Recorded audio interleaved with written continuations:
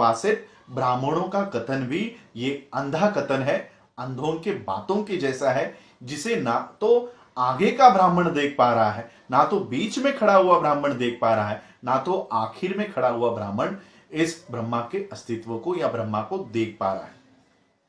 ब्राह्मणों का यह कथन पूरी तरह से हास्यास्पद है, रेडिकुलस, व्यर्थ है और खोखला है, एम्प्टी है।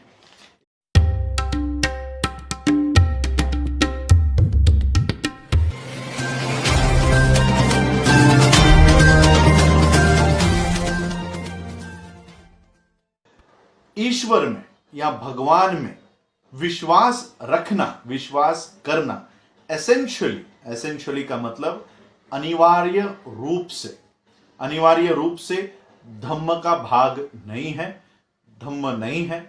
भगवान में, ईश्वर में विश्वास रखना अधम्म है।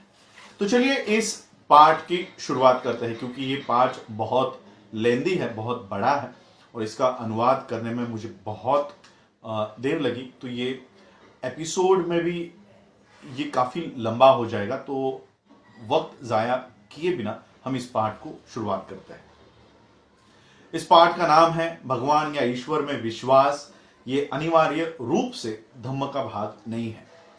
इस विश्व का निर्माण किसने किया, ये एक आम सवाल है जो हमेशा पूछा जाता है और इसका एक आम जवाब भी है जो हमेशा दिया जाता है। इस विश्व का निर्माण भगवान ने किया, ये उसका आम जवाब है। ब्राह्मणों के इस योजना या स्कीम, ब्राह्मणों के इस स्कीम में भगवानों के कई नाम दिए हुए हैं, प्रजापति, ईश्वर, ब्रह्मा, महाब्रह्मा। भगवान कौन है और वो अस्तित्व में कैसे आया, इस सवाल का उनके पास कोई जवाब नहीं होता।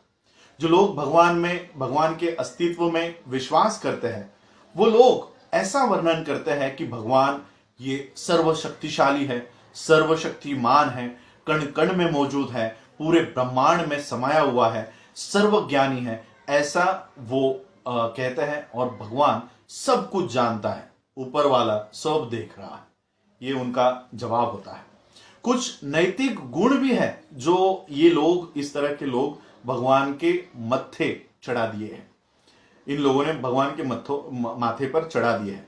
ऐसे बताया जाता है कि भगवान सबसे अच्छा है, न्यायी है, सच्चा है, निष्पक्ष है और सभी से प्यार करता है।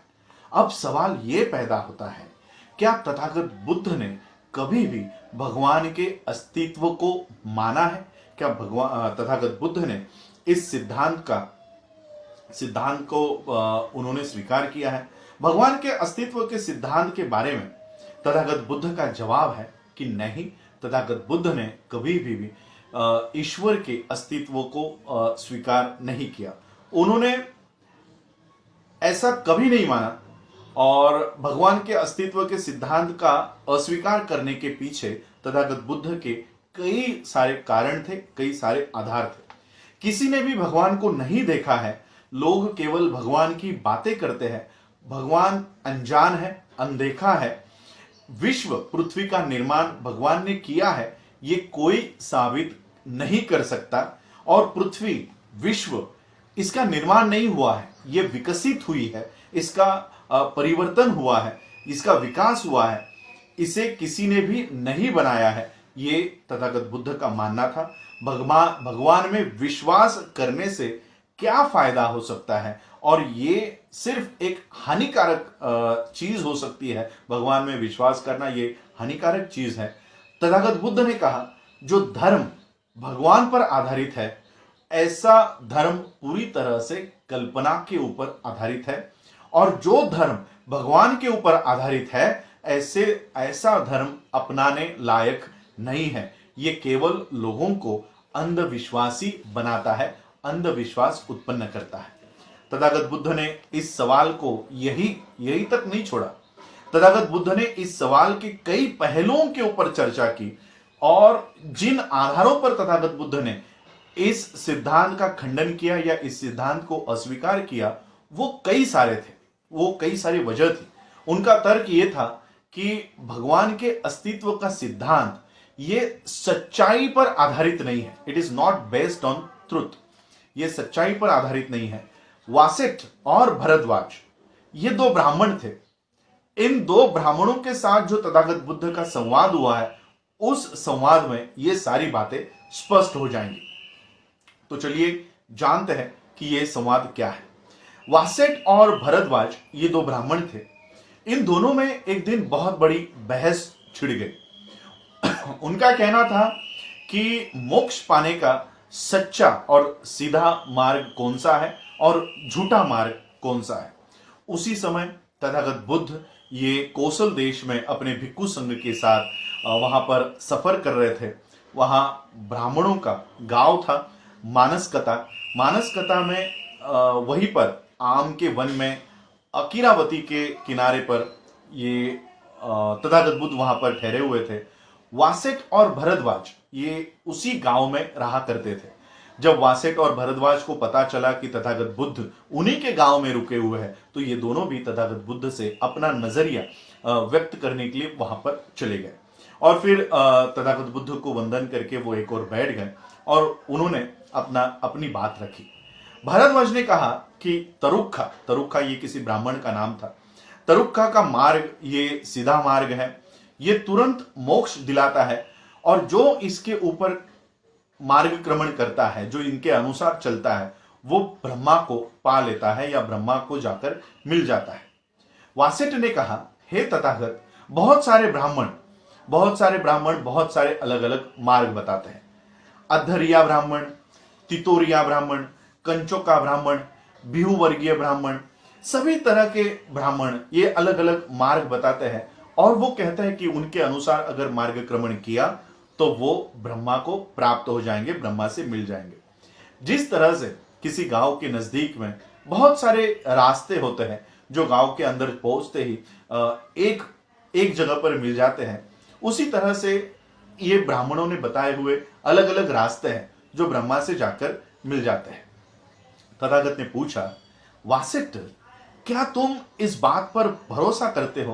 क्या तुम ऐसा कहना चाहते हो कि वो सभी सही मार्ग है? क्या वो सभी सही मार्गक्रमण कर रहे हैं? क्या तुम ऐसा कहना चाहते हो? तो वासिष्ठ ने कहा कि हाँ, मैं बिल्कुल ऐसा ही कहना चाह रहा हूं। तथागत ने कहा, लेकिन वासिष्ठ, जो ब्राह्मण तीनों वेदों में माहिर है, क्या उनमें से किसी एक ब्राह्मण ने भी ब्रह्मा को देखा है? जो ब्राह्मण तीनों वेदों में माहिर है, क्या उन ब्राह्मणों के गुरुओं में से किसी एक भी गुरु ने ब्रह्मा को देखा है? तो वासिष्ठ ने जवाब दिया, नहीं, कभी भी नहीं। तथागत बुद्ध ने कहा कि जो ब्राह्मण तीनों वेदों में माहिर है, उनके गुरु ने कभी अगर इनको नहीं देखा, तो क्या किसी ब्रह्मा को किसी ने नहीं देखा, किसी ने ब्रह्मा को नहीं देखा, किसी को ब्रह्मा का ज्ञान नहीं है? वासिष्ठ ने भी कहा कि हाँ, ये ऐसा ही है, किसी ने ब्रह्मा को नहीं देखा, किसी को ब्रह्मा का ज्ञान नहीं है, ये ऐसे ही है। तथागत ने तब कहा, आप ये जो ब्रह्मा का कथन है कि ब्रह्मा का अस्तित्व सच्चाई पर आधारित है, ये कैसे मान सकते हो?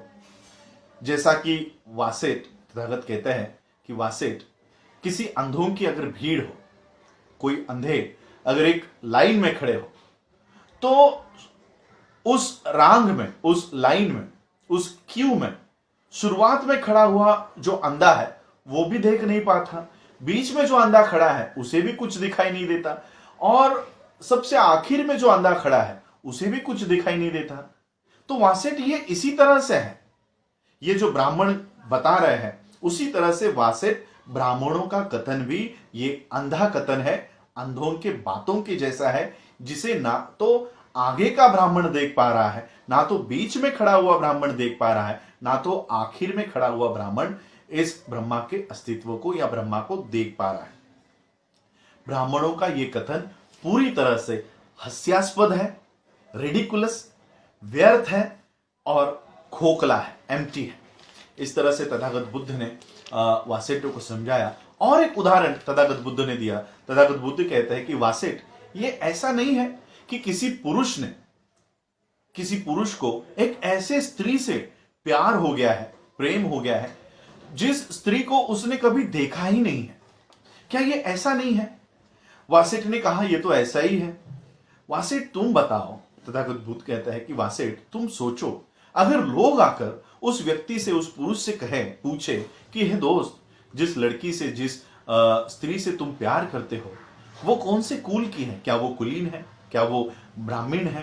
क्या वो वैश्य है, बनिया है या शूद्र है? तो वो क्या जवाब देगा उसका? महाब्रह्मा या विश्व का तथाकथित निर्माता के उत्पत्ति के संदर्भ में भी तथागत ने भरद्वाज और वासिष्ठ से कहा कि जो व्यक्ति जो सबसे पहले इस विश्व में जन्मा है वो ऐसा मान लेता है कि मैं ही ब्रह्मा हूं, मैं ही विजेता हूं, मैं अपराजित हूं, सर्वज्ञानी हूं, भगवान हूं, विश्व का निर्माता हूं, खुद का गुरु हूं, जो है और जो होने वाला है उन सब का मैं ही पिता हूं, मुझसे ही ये सारा विश्व निर्माण हुआ है। इसका मतलब है कि ब्रह्मा ही सब का जो है और जो होने वाला है उन सब का पिता है। उनमें जिसने हम सबको बनाया है वो स्थिर है, वो स्थिर है, नित्य है, हमेशा के लिए वो बना रहेगा, परमानेंट है, वो अनंत है, सनातन है, कभी भी मिटने वाला नहीं है, कभी भी बदलने वाला नहीं है, और जो हमेशा हमेशा के लिए इस धरती पर, इस विश्व में रहने वाला है। तो तथागत बुद्ध कहते हैं कि तो फिर अब मुझे बताओ, फिर हम जिसको ब्रह्मा ने ही बनाया है, जिसको ब्रह्मा ने बनाया है, हम अस्थिर क्यों है? हम क्षणिक क्यों है? हम भगवान के जैसे या ब्रह्मा के जैसे अनित्य क्यों नहीं है, नित्य क्यों नहीं है, परमानेंट क्यों नहीं है? हम क्षणिक क्यों है? जिस तरह से ब्रह्मा ये सनातन है, हमेशा के लिए रहने वाला है, हम अल्पायु क्यों है? मरने के लिए हम क्यों बाध्य है? वासिष्ठ के पास इसका कोई जवाब नहीं था। तथागत बुद्ध का तीसरा तर्क था, ब्रह्मा के सर्व शक्तिशाली होने के बारे में तथागत बुद्ध ने सवाल उत्पन्न किए। तथागत बुद्ध का कहना था, तथागत बुद्ध ने कहा कि अगर भगवान सर्वशक्तिशाली है और विश्व का निर्माण उन्होंने ही किया है, ब्रह्मा ने किया है, तो फिर इंसान को कुछ करने की जरूरत ही नहीं है। अगर ब्रह्मा ही सर्वशक्तिशाली है तो इंसान को कुछ करने की जरूरत नहीं है। इंसान तो बस एक निष्क्रिय जीव होकर रह जाएगा, उसे विश्व के कामकाज में उसका कोई योगदान नहीं है, विश्व के कामकाज में उसे भाग लेने की कोई जरूरत ही नहीं होगी। वासिष्ठ के पास इसका भी कोई जवाब नहीं था। तथागत बुद्ध का चौथा तर्क था, अगर भगवान अच्छा है तो फिर इंसान खूनी क्यों है? वो मर्डरर क्यों है? इंसान खून क्यों करता है, हत्यारा क्यों है? अगर भगवान अच्छा है तो इंसान चोरी क्यों करता है? तो इंसान झूठा क्यों है? किसी की निंदा क्यों करता है? अपमानकारक बकवास क्यों करता है? लालची क्यों है? इंसान अशुद्ध क्यों है? ढोंगी क्यों है? दुष्ट क्यों है? विकृत क्यों है? इसका कारण ईश्वर होना चाहिए, भगवान होना चाहिए। क्या ये किसी अच्छे भगवान के अस्तित्व से मुमकिन है? तथागत बुद्ध का पांचवा तर्क था, भगवान के सर्वज्ञानी, न्यायी और कृपालु होने के संदर्भ में, कि भगवान जो है वो न्यायी है, सबको समान न्याय देता है, दयालु है, कृपालु है और न्यायी है। इस सिद्धांत का तथागत बुद्ध ने खंडन किया। तथागत बुद्ध कहते हैं कि अगर इस दुनिया का सर्वोच्च निर्माता ये भगवान है, जो न्यायी है, जो दयालु है, तो फिर दुनिया में इतना अन्याय क्यों है? जिनके पास आंखें हैं वो इस घिनौने दृश्य को देख सकते हैं, तो फिर ब्रह्मा उनके जीवों को व्यवस्थित क्यों नहीं रख सकता? जिनके पास आंखें हैं वो इस दुनिया में फैले हुए घिनौने दृश्य को देख सकते हैं, तो ब्रह्मा नहीं देख सकता? वो इन सभी लोगों को व्यवस्थित क्यों नहीं रखता? अगर उसकी ताकत इतनी विशाल है कि कोई उसे रोक भी नहीं सकता, तो फिर उसके हाथ लोगों को आशीर्वाद देने में कम क्यों पड़ जाते हैं? तथागत बुद्ध ने यह तर्क दिया, उसके निर्माण किए हुए जीवों को दुख सहन करने के लिए यह भगवान, यह ब्रह्मा क्यों छोड़ देता है? वो सभी को खुशियां प्रदान क्यों नहीं करता? सभी के जीवन को आनंदित क्यों नहीं करता? दुनिया में इतना भ्रष्टाचार क्यों है? झूठापन क्यों है? अज्ञान क्यों है? ये सारा इतना प्रबल क्यों हो गया है? झूठ की सच्चाई पर जीत क्यों हो जाती है? हमेशा झूठ क्यों जीत जाता है? सच को पराजित क्यों होना पड़ता है? सच और न्याय क्यों विफल हो जाता है? मैं तुम्हारे ब्रह्मा को सबसे बड़ा अन्यायी मानता हूं, जिसने गलत लोगों को पनाह देने के लिए यह दुनिया बना दी है। अगर ऐसा कोई सर्वशक्तिमान भगवान है जो सभी जीवों में सुख और आनंद पैदा करता है, जो उनसे कुशल और अकुशल कर्म करवाता है, तो ऐसा भगवान सिर्फ पाप से ही कलंकित है। ऐसा भगवान सिर्फ पाप ही करता है। या तो मनुष्य भगवान के मर्जी के अनुसार काम या कार्य नहीं कर रहा, या भगवान या ब्रह्मा न्यायी नहीं है, वो अंधा है। तथागत ने ईश्वर के अस्तित्व के सिद्धांत का अगला तर्क यह दिया कि इस सवाल पर चर्चा ही नहीं करनी चाहिए। भगवान के अस्तित्व पर, भगवान है या नहीं है, इसके ऊपर हमको कोई चर्चा ही नहीं करनी चाहिए। उनके अनुसार धर्म का केंद्र, किसी भी धर्म का केंद्र, यह भगवान नहीं होना चाहिए। किसी भी धर्म का केंद्र इंसान और भगवान के रिश्ता या भगवान का नाता नहीं होना चाहिए। किसी भी धर्म का केंद्र ये या उद्देश्य ये एक इंसान का दूसरे इंसान के प्रति व्यवहार इतना ही होना चाहिए, ताकि सभी मनुष्य ये सुखी रह सके, आनंदित रह सके। तथागत बुद्ध के अस्तित्व के विश्वास रखने का विरोध करने के कुछ और कारण भी थे। तथागत बुद्ध का भगवान के अस्तित्व में विश्वास रखने के जो कारण थे वो ये थे कि वो धार्मिक क्रियाकर्म, कर्मकांड इसके विरोधी थे। तथागत बुद्ध धार्मिक क्रिया कर्म करने के, कर्मकांड करने के, पूजा, होम हवन, यज्ञ करने के विरोधी थे।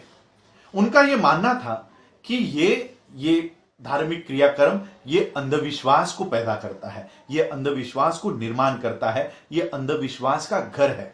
और अंधविश्वास ये सम्यक दृष्टि, सम्मा दिट्ठी को खत्म कर देता है, उसको मार डालता है, जो अष्टांगिक मार्ग का सबसे मुख्य और महत्वपूर्ण घटक है। तथागत बुद्ध के अनुसार भगवान में विश्वास रखना सबसे खतरनाक चीज थी। भगवान में विश्वास ये पूजा और प्रार्थना को पैदा करता है, पूजा और प्रार्थना को जन्म देता है। और पूजा और प्रार्थना ये किसे जन्म देती है? पूजा और प्रार्थना ये पुजारी और पुरोहित शाही को जन्म देती है।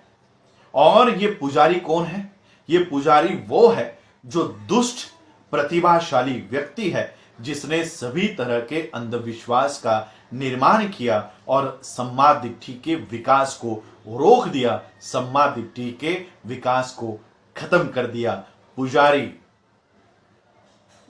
ये पुरोहित, इन्होंने भारत में से सम्यक दृष्टि को खत्म कर दिया। इन तर्कों में कुछ तर्क, तथागत बुद्ध के इन तर्कों में से कुछ तर्क व्यवहारी थे और अधिकांश, ज्यादातर तर्क ये आध्यात्मिक थे। तथागत बुद्ध जानते थे कि ये तर्क भगवान में विश्वास रखने के घातक या मारक नहीं है, लेकिन ये नहीं मान लेना चाहिए कि तथागत बुद्ध के पास ऐसा कोई घातक तर्क जो भगवान में विश्वास रखने के खिलाफ हो, ऐसा कोई तर्क या सिद्धांत तथागत बुद्ध के पास नहीं था, ऐसे नहीं मानना चाहिए।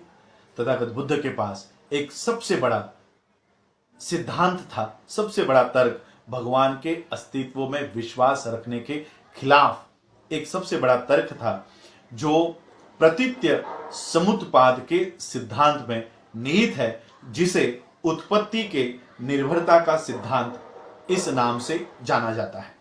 इस सिद्धांत के अनुसार, इस विचार के अनुसार भगवान का अस्तित्व है या नहीं है, यह मुख्य सवाल नहीं होना चाहिए। ना ही ईश्वर ने दुनिया बनाई है या नहीं बनाई है, यह भी महत्वपूर्ण सवाल नहीं है।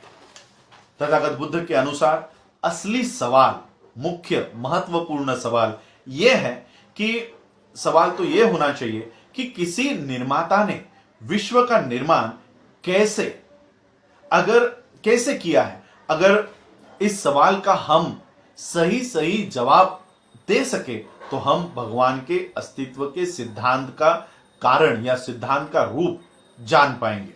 महत्वपूर्ण सवाल यह है कि क्या ईश्वर ने इस दुनिया का, इस सृष्टि का रचना, इस सृष्टि का निर्माण किसी अस्तित्व में, पहले से अस्तित्व में जो चीजें हैं उससे किया है, या जो चीजें अस्तित्व में नहीं है उन चीजों से किया है।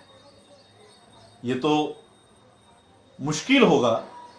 जो चीजें अस्तित्व में नहीं है उससे सृष्टि का निर्माण कर पाना, ये सिद्धांत या ये बात मानने के लिए बहुत ही अस्वीकार्य है। ये नहीं माना जा सकता कि किसी अस्तित्व में नहीं होने वाले चीजों से दुनिया का, विश्व का निर्माण हुआ है। और अगर यह मान लिया जाए, यह मानना तो मुश्किल है, लेकिन अगर यह माना जाए कि पहले से ही अस्तित्व में चीजों से इस विश्व का निर्माण हुआ है, तो फिर भगवान के पहले से ही, ब्रह्मा के पहले से ही मौजूद जो चीजें थी, और इसलिए इन चीजों में से जो पहले से ही अस्तित्व में थी, उस चीजों में से अगर विश्व का निर्माण हुआ है, तो फिर भगवान या ब्रह्मा इस विश्व का निर्माता कैसे हो सकता है। और अगर कोई चीज किसी ने भगवान से पहले ही बनाई है, तो फिर भगवान को निर्माता हम नहीं कह सकते। इस तरह तथागत बुद्ध ने भगवान के अस्तित्व के खिलाफ मुंह तोड़ जवाब तथागत बुद्ध ने दिया, जो शुरुआत में या आहत में ही गलत है। गलत होने के कारण तथागत बुद्ध ने भगवान को विश्व का निर्माता मानना ये धम्म नहीं है। इस तरह से तथागत बुद्ध ने बताया कि ये सिद्धांत शुरुआत से ही गलत है, और इसलिए भगवान के अस्तित्व को मानना या भगवान या ब्रह्मा को मानना ये धम्म नहीं है। ये केवल झूठ या मिथ्य में विश्वास रखने जैसा ही है। और इसलिए तथागत बुद्ध कहते हैं, डॉक्टर बाबा साहब अम्बेडकर जी ने ये चैप्टर हमारे सामने लेकर आए कि भगवान के अस्तित्व में विश्वास रखना अनिवार्य तौर से धम्म नहीं है। और इसलिए जो लोग बुद्ध को मानते हैं, उनके लिए ना तो राम है, ना तो कृष्ण है, ना तो ब्रह्मा है, ना तो गणेश है। इस तरह के कोई काल्पनिक देवी देवता भारत के किसी भी बौद्धों के मन में, दिमाग में नहीं होने चाहिए। अगर है तो वो धम्म नहीं है। आज आप लोगों ने मुझे सुना, उसके लिए आप सभी लोगों का आभार, धन्यवाद। जय भीम, जय भारत, जय बुद्ध। मेरा अपना चैनल, आपका चैनल, समाज का चैनल, देश का चैनल NB News 24/7 को आप लाइक करें, सब्सक्राइब करें और ज्यादा से ज्यादा इसकी वीडियो को शेयर करें, ताकि हर खबर को मैं आप तक आसानी से पहुंचा सकूं।